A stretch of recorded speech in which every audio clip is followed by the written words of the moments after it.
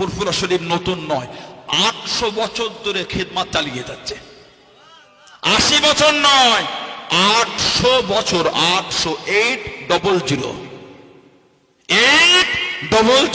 800 বছর ইতিহাস ফুরফুরা শরীফ দ্বীনের খিদমত চালিয়ে যাচ্ছে। জোরে বলে।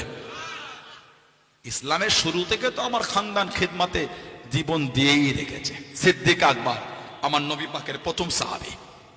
হুজুর আমার আশা 3টে, তার মধ্যে মনে হয় একটা আশা ছিল, মনটা চায় মাল আমার খরচা হবে আপনার জন্য, মাল আমার খরচা আপনার জন্য।